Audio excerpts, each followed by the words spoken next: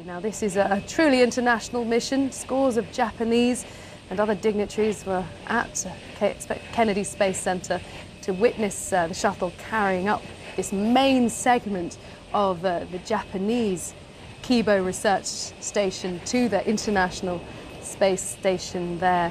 And 1 minute and counting. 7 Discovery crews, 6 men, 1 woman were put into their horizontal seats. They'll be waiting now inside 3 hours ago, going through those checklists to prepare for their flight. It's a 14-day mission. There's a lot to do, and as well as taking up that key Kibo unit, that enormous piece of equipment, Discovery will also be carrying up a last-minute payload of much-needed parts for the International Space Station's Russian toilet, which famously, grabbing headlines around the world, has malfunctioned. So a much-needed fix for the facilities up there, which the astronauts are being forced to improvise with, shall we say. Let's listen in to what they're saying at Mission Control. T-minus 15 seconds and counting.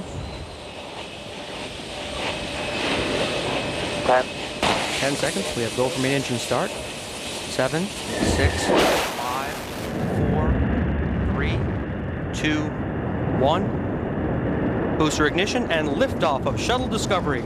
Combate Kudasai. Best of luck to the International Space Station's newest laboratory. Houston, Discovery, roll program. Roger, roll, Discovery. Houston now controlling the flight of Discovery, a man-made rising sun on behalf of Japan. Discovery on the proper alignment, heads down, wings level for the 8.5-minute ride to orbit. 4.5 million pounds of hardware and humans taking aim on the International Space Station.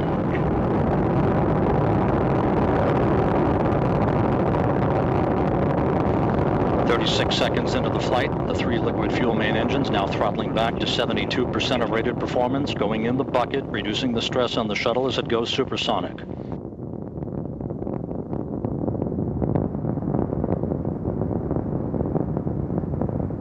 Discovery already 5 miles in altitude, 8.5 miles downrange, traveling almost 1,000 miles an hour.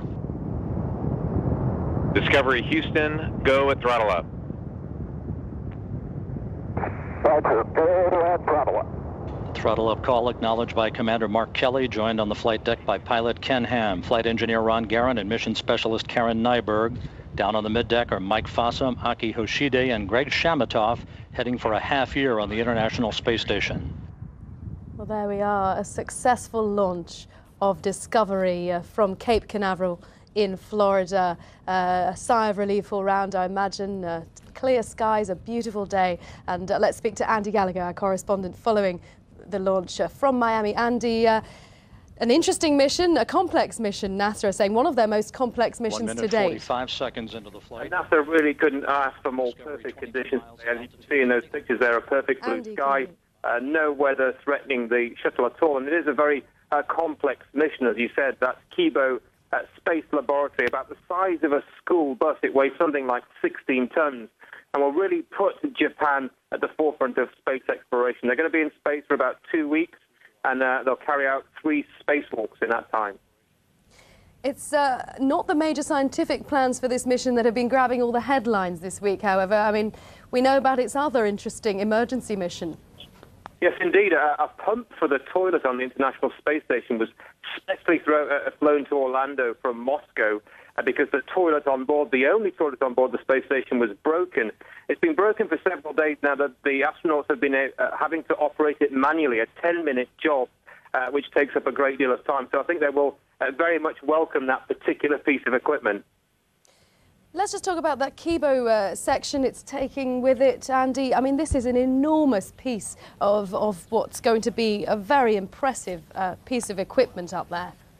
That's right, and this is only the second shuttle launch to get all of the parts of the Kibo laboratory up to the International Space Station. They made a mission a few months ago. This is obviously the main part of the laboratory. It's going to be so big it will enable 4 scientists to work inside of it, and will be the biggest single room on the International Space Station. There will be another mission in a few months' time taking up the more components of the Kibo lab, but it really does put Japan to the forefront of space exploration. The Japanese agency say this is an historical moment.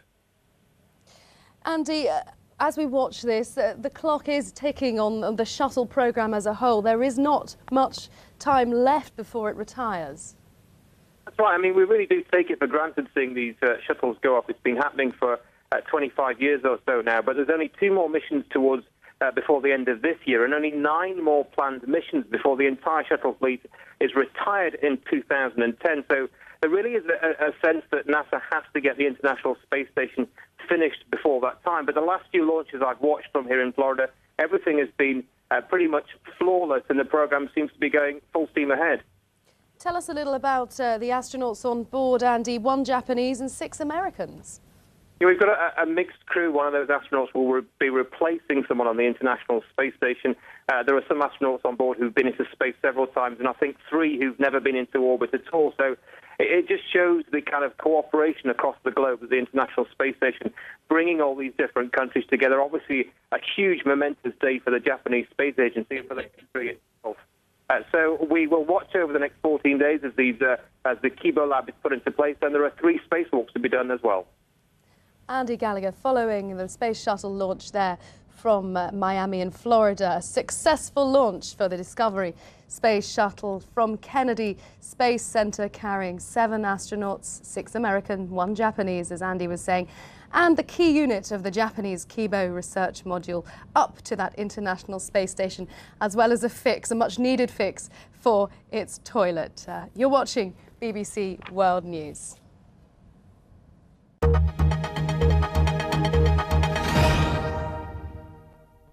Hello there. Torrential thunderstorms have led to flash flooding for parts of Germany, Belgium.